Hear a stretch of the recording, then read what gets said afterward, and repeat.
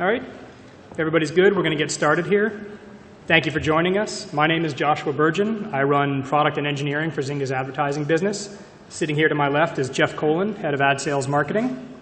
We're going to spend some time today talking about how you monetize your games through advertising. We hope that by the end of this presentation, you'll have a clear understanding of the opportunity for advertising as it applies to games, the applicability and earning potential of various ad units, and also how to pick a technology partner. Today's agenda covers 5 topics. Number 1, why advertising at all? Number 2, Jeff's going to go over the advertising industry, which is important to understand because it helps you understand why the ad units have evolved the way they have. Number 3, Jeff's going to go over Zynga's advertising journey from 2007 to today. Then I'm going to go a little bit more in depth about how you design an ad solution that specifically feels the best and makes the most revenue for your game. And lastly, we're going to conclude with a little bit of a picture of what success would look like if you were to implement advertising the best way possible. Why advertising? You make games because it's your passion, and you want to deliver fun and connection to the audience. You want to make money from these games to fuel that passion. If you make a fun, free game, you get lots of players. If you get lots of players and then make lots of money, you can make a lot more games. Pretty simple. In-app purchases or subscriptions will appeal to a small segment of your players, but far from the majority. So advertising helps you monetize 100% of all these players that you've brought to your game and helps you deliver more games to more people. Ultimately, we feel that when done right, advertising is about consumer choice. You can offer a paid SKU, a subscription that lets people play ad-free, or other in-app purchases that allow people to unlock ad-free play mode. And when you do this, you're giving players a choice to design that play experience that they want.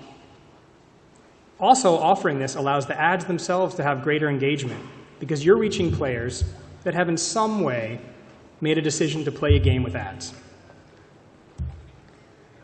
Additionally, advertising is what we like to refer to as a value exchange. Players are offering their time and attention, and in return are getting a free play experience. Value exchange. So to make this successful, you make it clear this exchange is at work. For example, nobody thinks anymore about why there are commercials in network TV. It's a value exchange.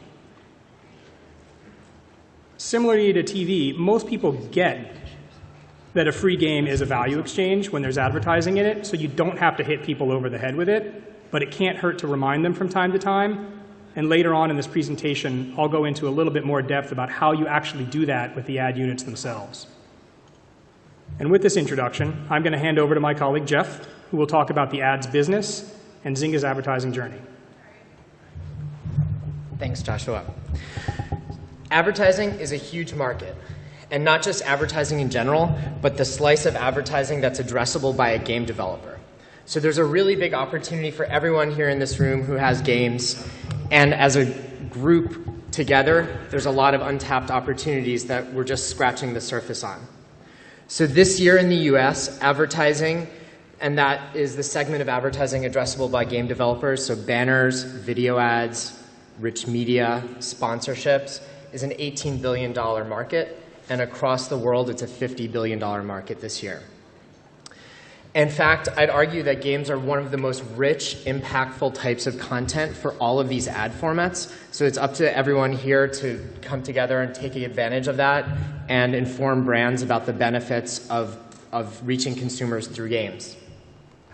So in spite of that huge opportunity, games are currently only capturing a really small little piece of that, both on web and mobile. You can see that these percentages, 2% for web and about 8% for mobile, are far from where we could be.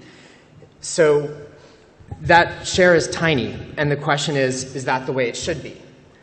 Well, as a general principle, ad dollars flow to where eyeballs are. This has proven true over the long haul, especially as a medium matures. The venture capitalist Mary Meeker did this great analysis last year, looking at the percentage of time spent in various media versus the percentage of ad spend in those media.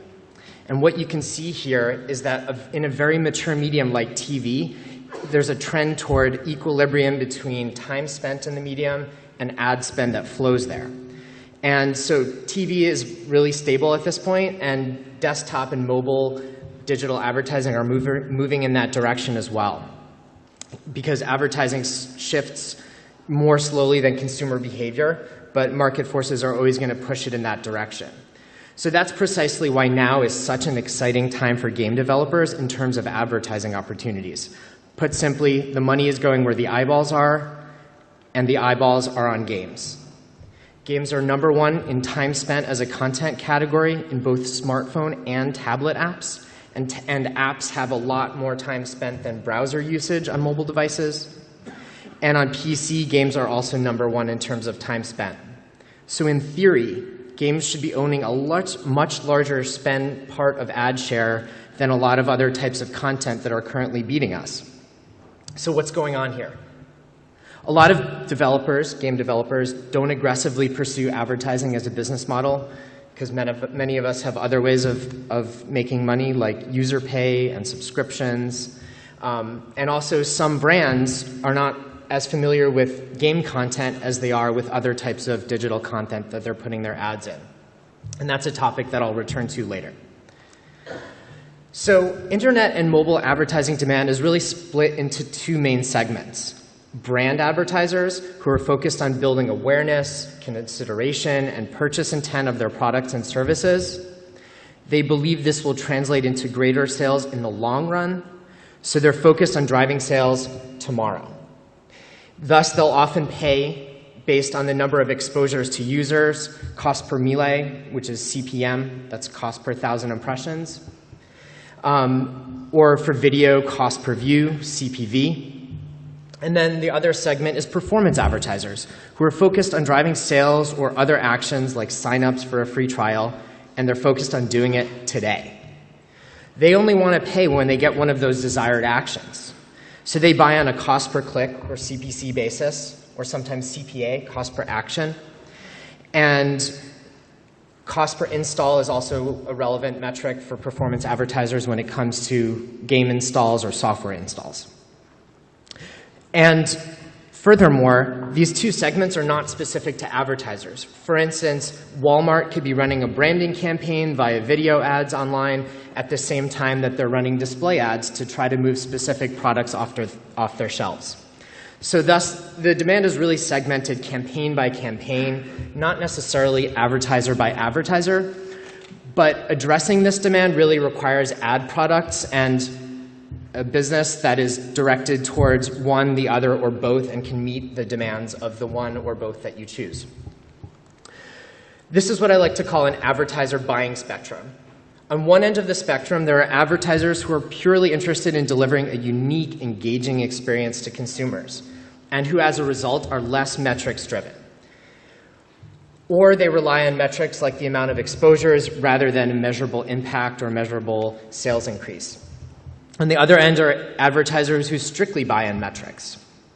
The dividing line here is where it is, a little bit towards the right-hand side of the screen, because brand advertisers are still buying metrics in many circumstances. They're simply buying experiences with metrics behind them, whereas performance advertisers are truly just buying the numbers. Examples of each: on the brand advertising side, Old Spice video ads, great example of a branding campaign online done over the past couple of years, and a push down on the New York Times homepage promoting the PC versus Mac fellows from Apple. On the performance advertising side of the equation, a great example of an ongoing, very active performance advertiser is Netflix, trying to drive signups.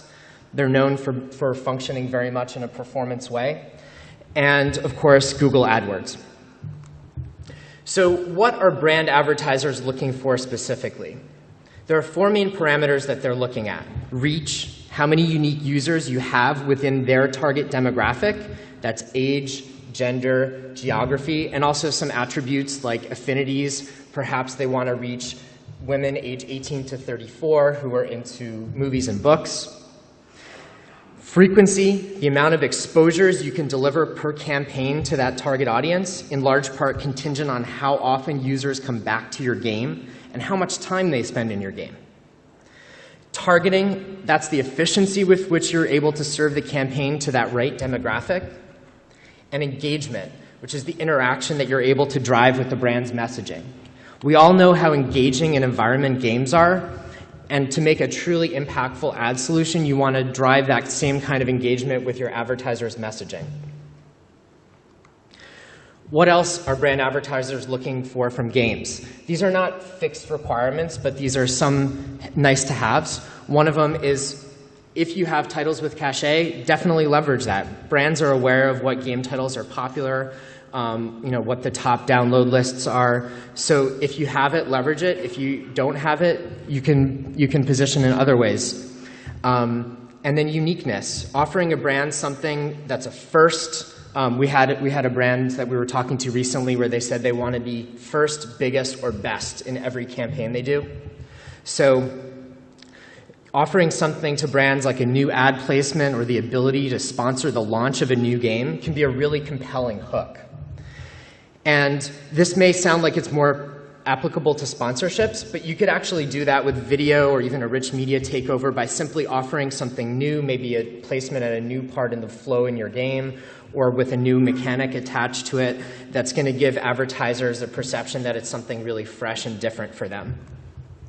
Some of the metrics that brand advertisers look for that underlie the experiences that they're trying to deliver to consumers, typical upper funnel type metrics that are around driving long-term brand equity and increasing sales in the long run as opposed to the short run. So you often see campaigns that are focused around driving awareness of a particular product or service, increasing favorability or future purchase intent. And one thing that you can do as a game developer to really drive more advertisers to your offerings is to run third-party studies with companies like Dynamic Logic and Nielsen and Comscore and Vizu, and getting results that demonstrate how much you're lifting some of these metrics for a brand, and then taking those results and bringing them to other brands and showing how impactful your game environment is for those brands. So who's spending in digital? Well, there's a lot of verticals of advertisers out there, and these are some of the ones that are the biggest spenders within digital specifically. CPG is consumer packaged goods. That's one of the largest overall.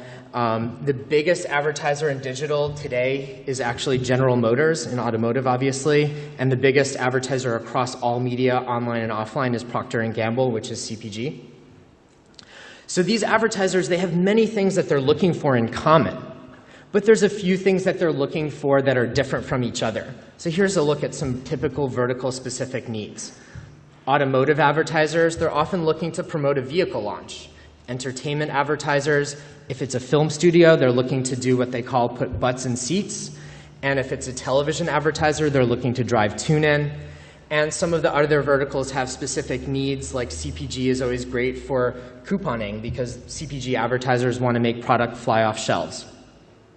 So you want to be aware of serving the broader base of needs among your advertisers, but you may find that your game is particularly well suited to one vertical or another, and you want to learn what the needs are of those verticals' advertisers so that you can create solutions that are going to be really impactful and resonate with those types of brands.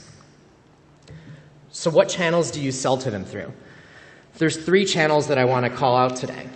Networks, advertising networks, that sell your inventory in a bucket with many other publishers' inventory. So you might get sold along with other game developers or along with other websites in a bucket. And this is often done in a way that's called blind.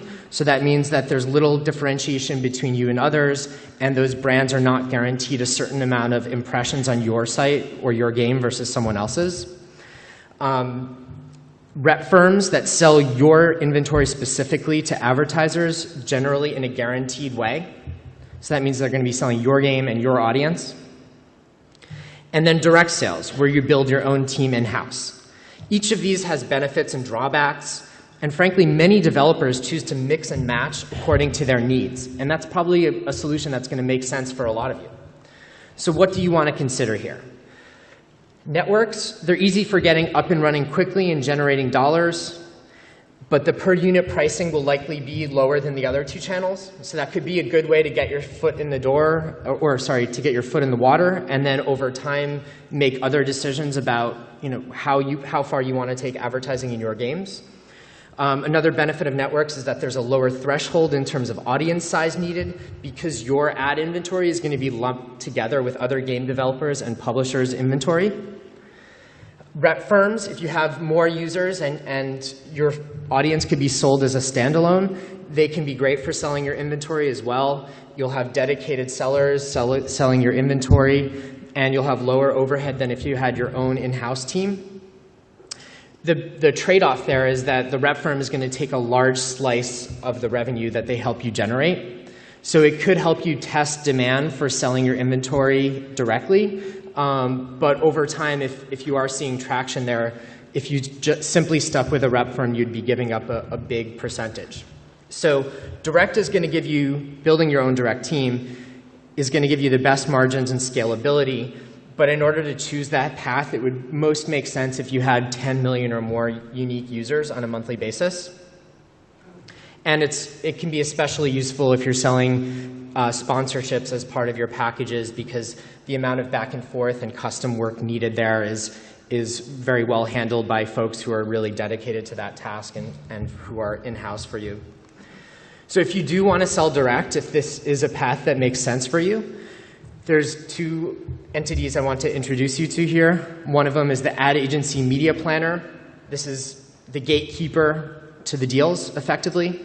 This is junior ad agency staff, often between 20 and 25 years old. They decide where spend goes, ad spend goes. Relationships are key, and they lead what's called an RFP-driven process. RFP is a request for proposal.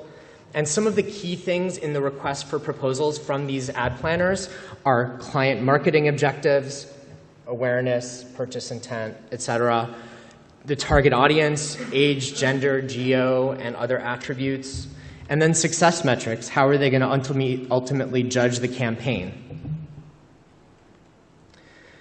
So let's step back a minute and talk about our journey and how we got to where we are today, because we hope that there's some really useful nuggets for all of you in this story.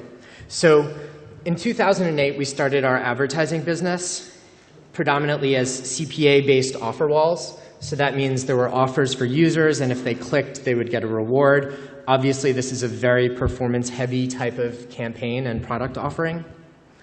Then in 2010, we started doing sponsorships, like think branded McDonald's Farm in Farmville, and banners.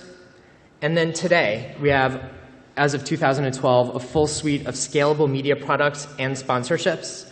And now I'm going to talk about how and why we went through that evolution. Offer walls. So what we found here was that offer walls are certainly a great way to get up and running in advertising, and you can certainly make a lot of dollars per individual user in certain circumstances. But that's not always the optimal user experience, and what happens is your audience becomes saturated with some of these offers. For instance, as amazing as Netflix is, there's only so many times you can sign up to subscribe to it.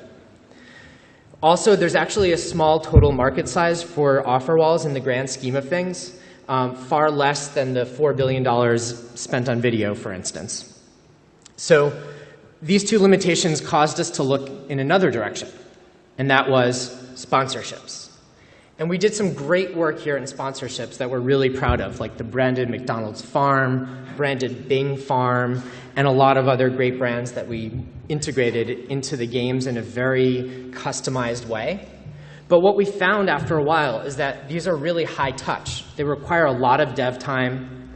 They're often not targetable. So if you have a brand that wants to run a sponsorship with you in one country, but their product doesn't even sell in another country, it's not going to be a great solution for them.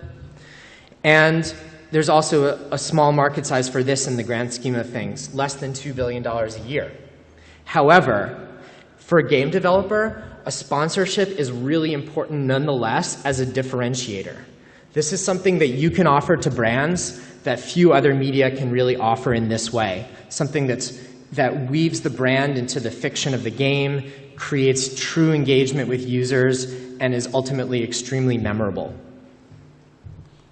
So where did we move from there? We realized that not having that scalability was something that we needed to address, but that we wanted to keep that kind of high quality user experience and high value for advertisers. So we discovered that video is key. Video is highly scalable. You implement a video player and video placements in your game, and you can reuse that with brand after brand.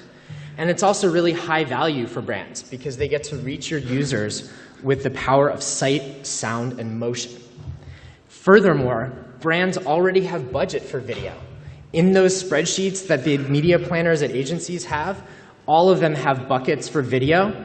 And that's something that's going to really help you in your sales efforts because you're going to be selling something that people are already having budgets allocated for. Another thing we discovered is that bundling is key as well.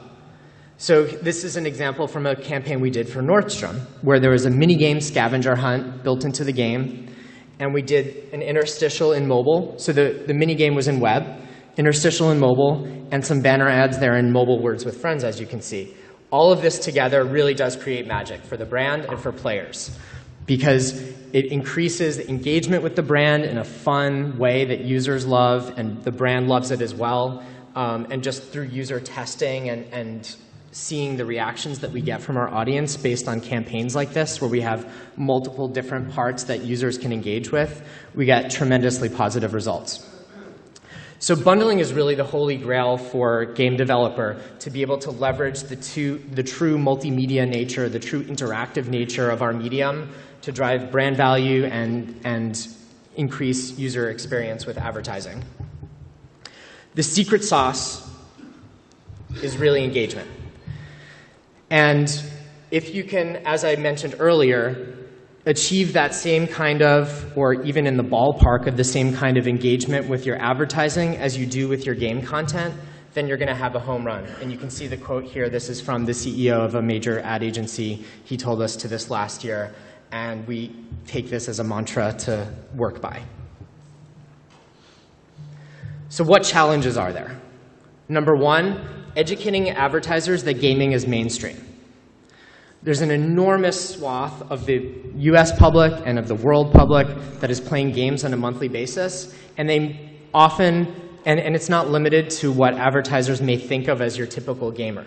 Obviously, some of you may have games that are males 18 to 34 years old, and that's great too. That's actually a very desirable demographic for a lot of advertisers. So if that's your strong suit, run with it. But if you do have a more mainstream audience, educate brands, agencies, partners that you work with about the fact that your audience is me and you and everyone you know. It's all about the renewals. Advertising is not the game of get one deal now and then move on to a different customer and get one deal with them later. That's not going to create a business that drives long-term value for you as a game developer. What you need is to delight brands and have them keep coming back to you and deliver on their success metrics, whether that's that unique experience with some metrics behind it, or whether that's just metrics or any combination in between.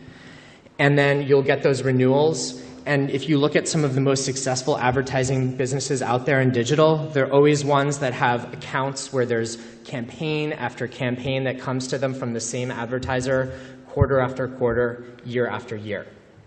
So in summary, what we've learned at Zynga about advertising thus far is that bundling products together for maximum effect is really impactful and is really something that's the strong suit of a game publisher. And we've learned that video is an ad product that offers a terrific combination of scalability and value to advertisers.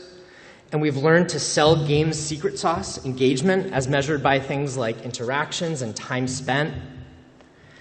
And we've learned to leverage the fact that today's mobile and web game audience is truly a mainstream one. And now I'm going to hand the controls back to Joshua, who's going to go into more depth about how you implement each ad format and pick technology partners. Thanks, Jeff. It's really the perfect segue into this segment of the presentation. There's no successful media company or gaming company out there that relies solely on one advertising format. That would be wonderful. It would make my life a lot easier, certainly. So how do you go about doing this? Number one, define your goals. I'm not here to tell you you have to make all your money from advertising or a certain percentage of it. You can be as money or as meaning driven as you want to be. Number two, and I really mean this, start in the design process.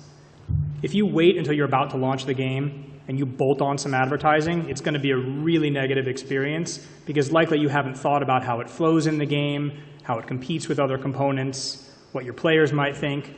Number two, don't launch without the advertising. This is very tempting, but bolting on advertising much later after people have already gotten used to how they play your game can also be a jarring experience. So starting in design gives you the opportunity to make the ads feel as natural as possible. It's not always able to be perfect about that, but trust me here, start during design. Number three, be careful with your assumptions. Don't fixate or assume that a single kind of advertising will solve all of your needs, such as sponsorship or offer walls or video. And they definitely won't provide you all the revenue. Number two, don't apply your own prejudices without doing the research first. You can experiment, you can validate. You might often be surprised how little hit there is for including advertising in your games. Customers are used to these things, and although they might complain, which isn't fun, they rarely leave. And there are some kinds of advertising that consumers actually love, and I'll get into those a little bit. And lastly, things change in advertising. As Jeff pointed out for Zynga, what might have worked in 2008 might not work in 2013 or might need to be modified. So, more specifically, you're in design. What details do you need to consider? Number one is the audience. Where is your audience and how big do you think they will be? If you have an enormously popular game but all of your users are in Indonesia, that's awesome, but you're not going to make a lot of money from advertising because there's not a lot of ad budgets in Indonesia. Sorry, anybody out there? US is the biggest advertising market, followed by Europe, Latin America, Japan, and the rest of the world falls off significantly after that. And the reason this is important is it matters for how much volume and what kind of placements you're going to have and what kind of ad demand there is behind it. Number two, what's the game experience? Are you building a turn-based game, an immersive MMO, a real-world simulation, a driving game? All of these define which kind of ad products are going to be right for you, which ones are going to make the most sense. You don't want to interrupt the big battle with the Citibank ad. But showing a video ad when a player cools down between rounds of Tetris, or showing banners outside of your content, or rewarding players when they're stuck in any game, those are going to be ad experiences that people are either used to, don't mind, or even enjoy. And lastly, competitors. We all have them. But we shouldn't be slavishly devoted to what they're doing, but there is some signal in that market wisdom. If everybody else who competes with you is doing something, at least look into it. How much money are they making? Why are they doing it? What do their players say? If nobody else is doing something, figure out why. And if you do proceed, do so cautiously and consider experimenting and balancing your risk and reward. So, onto the display format here. This is not something I suggest you do. There is something as too much ads. And interestingly, as Jeff pointed out, the ad networks all monitor the performance of their placements. So if you throw up 8 billion ads, the CPMs, because the click-through rates will go down, the CPMs will go down. So display advertising, it's fairly simple. There are 3 simple rules. Number one, your content is king. Unlike the previous slide here, I haven't overloaded the main content, which is my game, with display advertising. Number two, don't make the ads invisible. Again, even though all advertising is not performance advertising, if you make all your ads invisible to the players, nobody will click on them, advertisers will know, they'll stop advertising with you. And then number three, leave room for what are called the standard IAB sizes. The IAB is the Interactive Advertising Bureau, which represents 500 leading media and technology companies that are responsible for over 85% of all online advertising. So if you leave space for these standard IAB units, there will be a lot of demand. If you leave space for non-favored units or non-standard units, you're not going to find a lot of demand, especially from the ad networks. On to video. Interstitial video, there's a lot of demand. As Jeff pointed out, it's one of the fastest growing market segments out there. It's a natural fit for gaming, as gaming is becoming the new TV. So pick a natural point in the game, such as between turns or rounds, or any other transition point that makes sense. Make it clear to your user, this is an advertising experience, not content. Tell them how long it will last. This is especially important if you implement a kind of video advertising known as pre-roll or pre-stitial. These should be generally reserved for your highest value advertising customers, such as those that go along with the sponsorship. But the interstitial video can be a mixture of network and direct. Use this as an opportunity to upsell players to the paid version or a subscription service. Again, this goes back to the advertising is choice mantra that I mentioned earlier. Even if nobody takes you up on the offer, you're giving consumers a choice and reinforcing the message that the ads pay for the game. Just make sure that when you do this, you model the amount of money that you're charging to play ad-free correctly. If you make $1 per month per user from ads, and people play for 12 months, and you charge $2 to play ad-free, you've just lost $10. Good at math. Consider having this in-game character, like I've shown here, introduce ads for the first time. Makes the initial shock seem a little smaller, reinforces your messaging and connection with the game that people love to play. And remember, about video, advertisers care most about what's called the completion rate, which is simply how many people watch the ads all the way through. And most inventory is 15 or 30 seconds. So it's better to have a single video that users can't skip than to have 4 or 5 or 10 videos that people can skip instantly.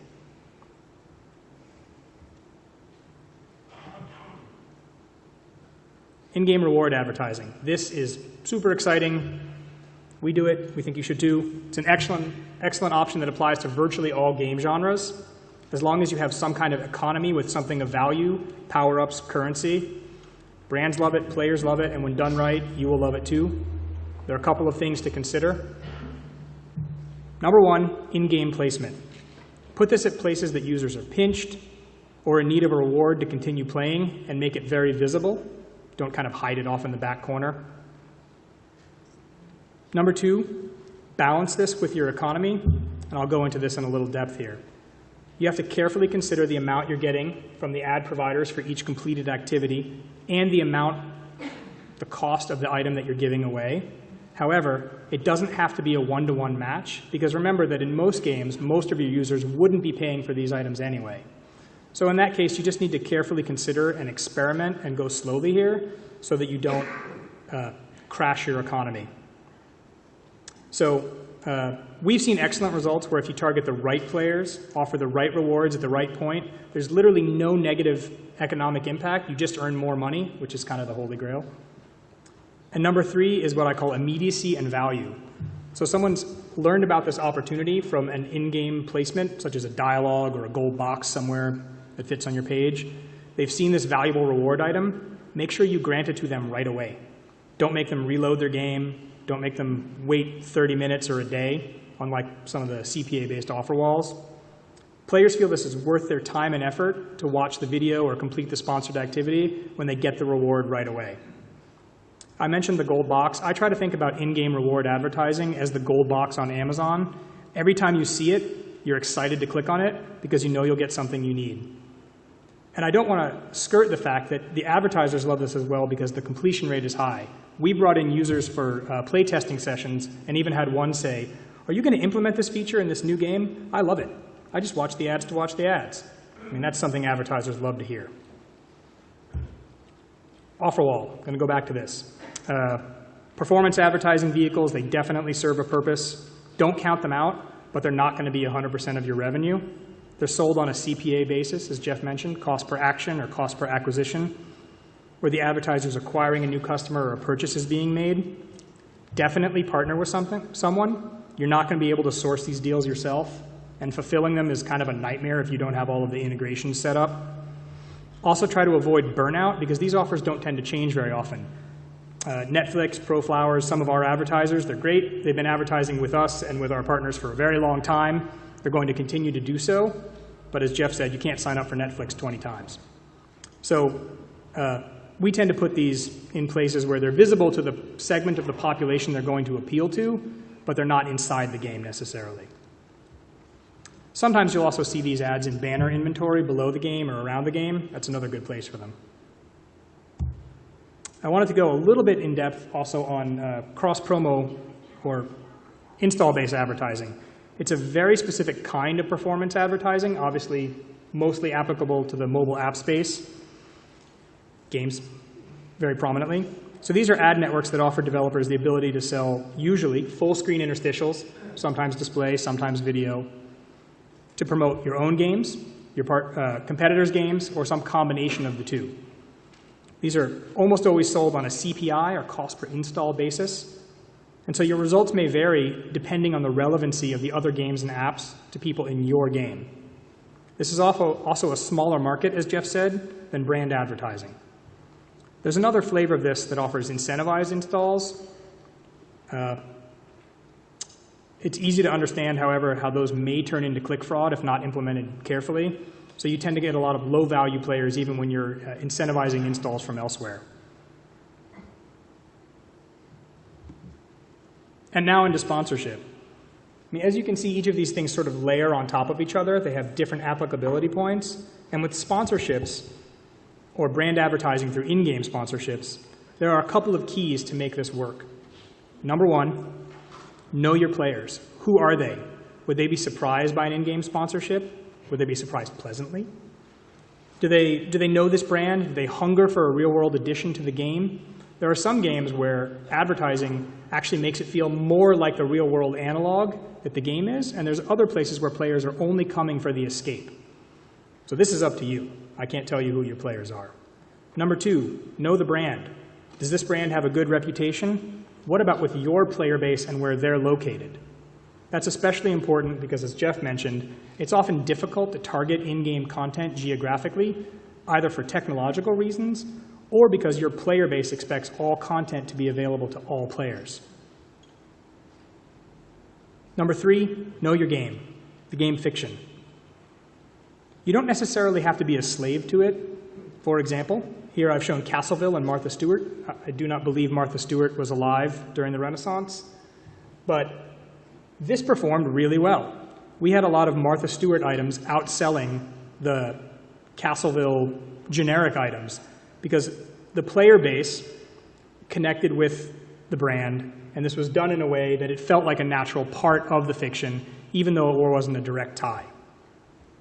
So you're going to work with the advertiser to design something your players will engage with because you know your game's mechanics. And these sponsorships are almost always purchased out of what's called the innovation bucket. So they're looking to you for some kind of innovation. As Jeff mentioned, a lot of these advertisers want to do something for the first time, and sponsorships are the perfect vehicle to do that. Ultimately, there are many revenue models these are sold on, but advertisers often back into what they call an impression or CPM-based model. So even though they're implementing a custom in-game sponsorship, they're still going to expect certain metrics, such as how many times this was surfaced or how many times a user clicked on it. And they also usually want an opportunity to get across a campaign message, which might be specific to a time of the year or a campaign they're running in the real world. So it's not just about getting their brand in your game. A little bit on native ads. This is a big buzzword now. These are designed, a native ad is something that's simply designed to integrate seamlessly with the user's consumption experience. It can be performance or brand advertising. A native performance ad would be something obviously designed to generate a click, such as suggested apps.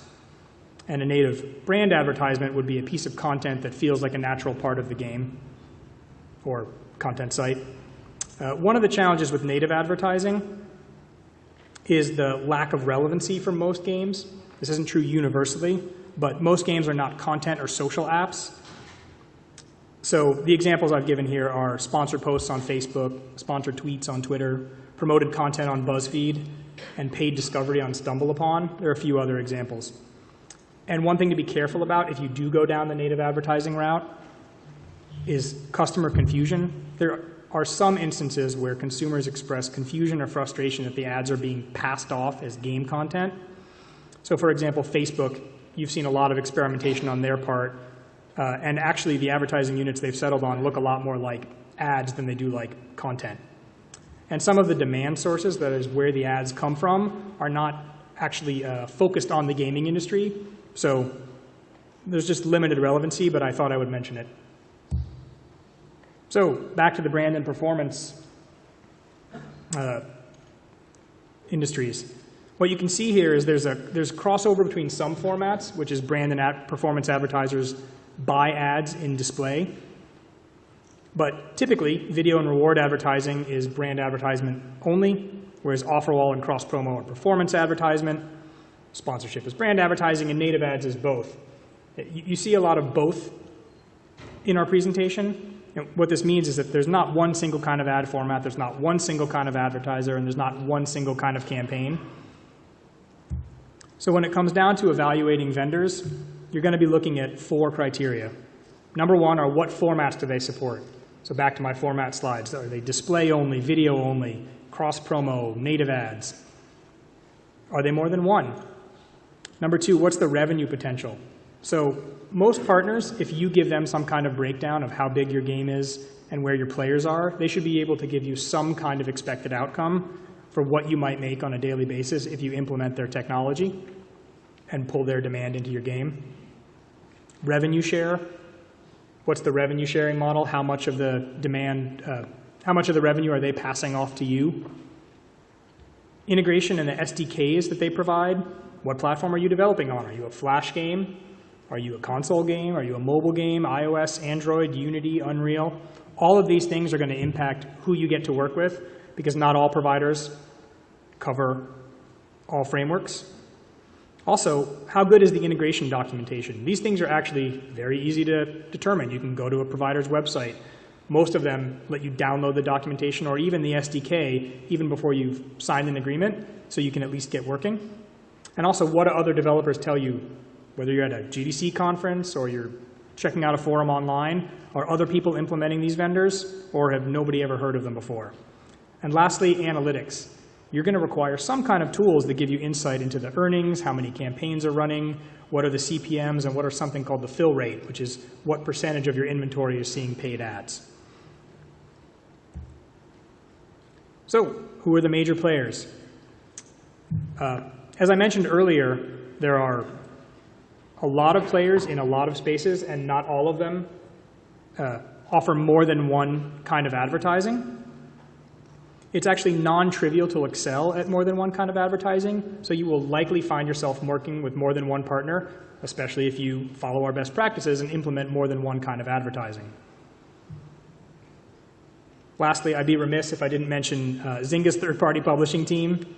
So we partner with developers to help you hit your full potential, implement advertising that makes sense, scale your game, and so on. We're here to help. And I want to conclude with a little bit of a picture of what success might look like after you've taken in all of this incredible information at this presentation and implemented it on your game. Number 1, you have a mix of scalable and differentiated and unique ad experiences in your game. Number 2, players love your ads, at least sometimes, but they accept the value exchange all the time. Number 3, you're as money-driven or as meaning-driven as you want to be. You are always in the driver's seat, but remember to validate your assumptions. You might be pleasantly surprised about how deeply game engagement and advertising can happily coexist. Thank you for your time, and we'd like to open it up to questions.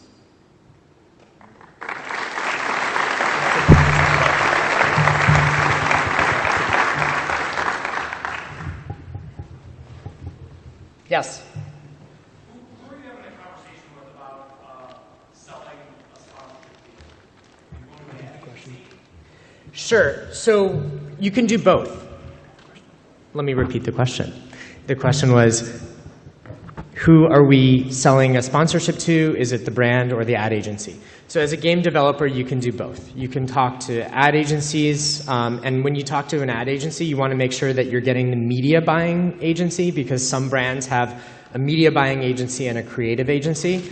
So you can talk to the media buying agency for a given brand, and you can find those online. Ad Age has a database on their website where you can have access to that information.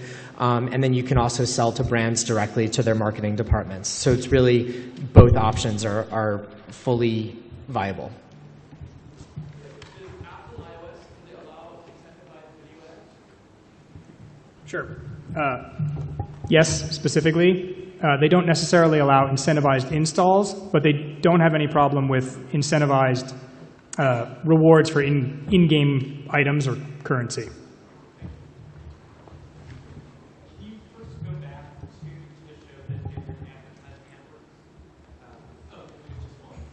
So, if you're just starting out, I've talked to some of the display people, and for instance, they'll say, we only work with you if you're already making $30,000 in monthly advertising revenue.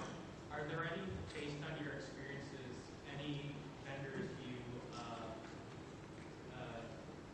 think are good for training people, basically? Good when you're just starting out, not when you're already So the question was, are there any vendors good for people just starting out if they haven't hit any kind of scale? So can I ask, are you mobile or web? Sure. Let's say web. Sure. So I mean, on web, I think there are a couple of biggies out there. You can certainly implement, unless you're on Facebook, Google Ads. It's trivially easy to get started. You don't have to have any scale. On web, I'm going to hesitate to recommend some specific vendors, but there are people who, the larger ad networks on mobile, including some of those from the large companies that make the phones, don't have any startup requirements either. You can just download the SDK and include it in there. Does that help? Yeah. Yeah. In the back?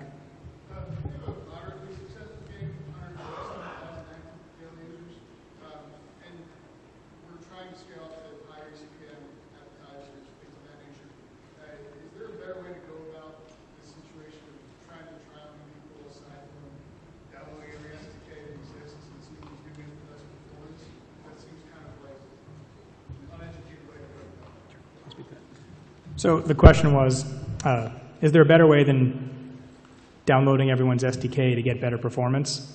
So I think there's phone calls, emails, forums. I know it sounds cheesy, but typically...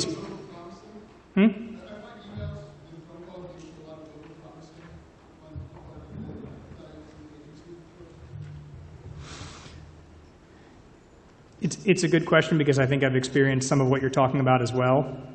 I think there are a couple of key questions to ask people that hopefully help, right? One is you have to know your game's demographics, right? 100,000 people, as I mentioned, in Indonesia are not equivalent to 100,000 in the US. So number one, someone who's not selling you a line of BS should be able to tell you if you have 100,000 users in a specific geography, what's the fill rate going to be? That is, how much inventory do you think they can bring? Because it's not going to be 100% usually. And then what the eCPM will usually be. And I mean, the most reputable ones. I would shy away from someone who just says, no, go ahead, implement it first. Trust me, it'll be great later. And to answer the other question you had, which is how do we go about going to higher eCPM? The answer comes back to video, which is display advertising is ubiquitous. It's useful. But especially the ad network display eCPMs are going to be very low. We all know we don't click on a lot of display ads. Video ads, especially ones that are non-skippable, have much higher eCPMs, 10x, 20x, 30x. So you can implement, if you can find a good place, a single non-skippable video ad and make a lot more than you can from display, or certainly be maybe happier with the experience. But again, I wouldn't shy away necessarily from display ads. They can sit there at the bottom of your game making you money. Question? Based on your conversations with other developers, in the mobile app space, what are the most adopted ad formats, whether it's display, video, so forth? And then what have you adopted versus the ones that actually generate more revenue? Okay, adoption. So the question was, especially in the mobile space, what are the most adopted ad units as opposed to just the ones that make you the most money? And that's a great question. It depends on the size of the developer. Smaller developers have shown a very high propensity to move towards CPI, cost per install, the cross-promo advertising, because the number one thing they want to do is grow the game. Can't say that's the wrong thing to do, but of course it's not primarily about bringing you revenue through advertising, it's about bringing you users. And if you have a CPI-based product in your game that's showing interstitials between every round, even if it's for other people's games, it does become harder to put other kinds of advertising in there. So moving down from there, Then, as you get much larger, the bigger your audience, the more often you find display advertising because, again, it's a volume game with the low eCPMs. And then video interstitials are very common on mobile, although the industry generally hasn't caught up to the make these non-skippable yet. People are really dipping their toe in that market. I would say reward-based advertising is something that you see sporadically. I wish we saw more of it, and I think it's a great opportunity, but it's not a universal product. Offer walls are about the same. And lastly, sponsorships are all over the map. I mean, if you're a huge company, you're going to see sponsorships very regularly. If you're a very small company, you might still see sponsorships if you offer, as Jeff said, something unique or a title with cachet, or maybe that reaches a very specific market segment, such as maybe kids or women in middle America. But there's no universal adoption of the last three. Right there. Do you have a specific opinion in mobile that showing ads for other apps, you're actually getting revenue from advertising at the expenses of your user base and your also revenue? That's a great question, and it obviously depends on your size, right? If you can't build a large enough game, and that's the primary mechanism you feel like will help you grow, that's a trade-off you have to make. But it's a really good point, which is if you're advertising other people, if you're telling people to go to another game, there's the danger they don't come back. Now, of course, if you did incentivized installs, which are not legal on one of the platforms, then, of course, people might come back to your game at the expense of the other game, which, again, if you were the other game, wouldn't feel very good. So what I would say with regards to cross-promo is it's an incredibly useful tool if you have a stable of games, meaning multiple games across you as a publisher, such as Zynga has. As a small publisher, it might be a necessary evil. I don't personally think that it's going to be the be-all, end-all for most game developers outside of growing your audience because of the danger of people leaving and not coming back. It's something you probably have to model, which is to say, what's the value you're getting? If you're getting $1 per user that leaves because you're just an incredibly successful funnel for other games or apps, and you're only making 20 cents for people who play your game, that might not be a bad trade-off, but again, at the expense of your long-term growth as a company. Yeah, hi. Do you guys do any user segmentation where you take a group of users, like, oh, these are new users, we're going to give them a different ad treatment than we would plan for 6 months or 12 months? We're like, oh, these guys click anything we put in front of them, we're going to show those guys more, or anything like that? Sure. So to repeat that question was, do we segment users and do we target specific campaigns to specific users as a result? Yes, we certainly do targeting based on a variety of parameters, and you always want to make the ad as relevant to a given user as possible and create impact for the advertiser. So we definitely are always looking at targeting capabilities, as every leading digital advertising company does and should be doing. And so that's certainly something that's important, and there's various ways in which that occurs. Yeah, Sure. just to add, as I pointed out earlier with the video ad, I think the answer is yes. You can have all of the advertising units enabled in your game, but maybe you wait to introduce some of them until people have kind of gotten hooked on the game. But again, there's kind of a turning point at which if you wait too long, people are turned off as well. So, yes. But propensity to play as sort of a principal axis, propensity to pay is sort of a principal axis for deciding whether to do that or not? I think the way I mentioned it earlier is you can determine that any number of ways, including essentially offering users a choice. So if you offer play ad free mode, by paying or a subscription or a paid SKU, it kind of takes care of that for you. There's back there, another question? Yeah, I'm working on a startup that's doing a hybrid network between cross-promo and display. So it's very publisher-friendly. They can choose between the two needs. And my question to you is, where does push fit in? Is there any sort of need for silent push, or are there any companies out there that are swapping push on the user acquisition side or anything like that? I haven't Push notice. seen or heard much in the presentation. Could you describe what you mean by push, like push notifications or push what? Yeah, that's right. Kind of like an urban ownership for Sure, great question.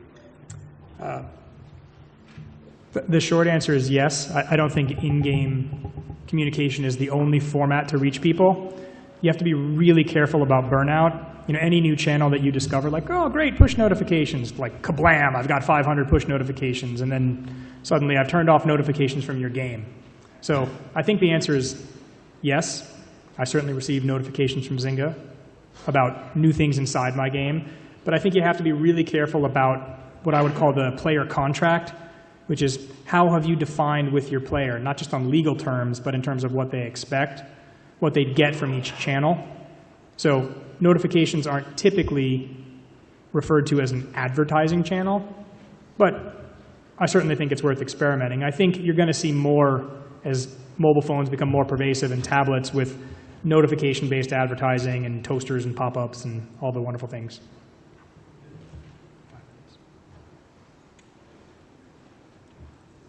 Back there? Can you give us a sense of the difference you see between the same sort of ad on web versus mobile? So for instance, if you're entering a video ad on web, I might switch over to tab mobile. I might watch it. Give us a sense of different types of ads there. I'll talk about the performance of the ad units. You want me to do it? Go for it. Okay. Sure, that's a good question. You have the same kind of ad units, such as display on web and mobile. They tend to display the same kind of characteristics. Although if you're not careful with display ads on mobile, you can get a lot of accidental clicks. That's very specific to mobile. With video, it really depends on how you implement it. There are a large number of, not necessarily gaming companies, but there are a large number of media companies that implement non-skippable video and large push-down units that you'll see on top of the website.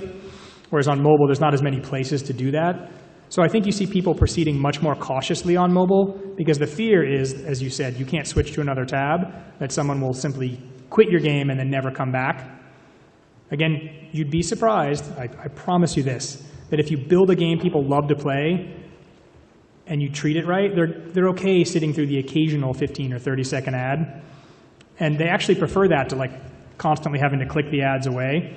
So that's something that we've seen, like we've measured with metrics that you can actually implement non-skippable video, even on mobile, even in a full screen mode, especially if you do things that are smart, like introducing it with a character or letting people know when they can get back to playing the game.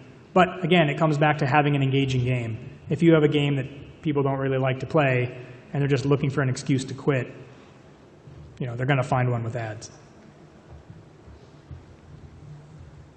Thank you very much.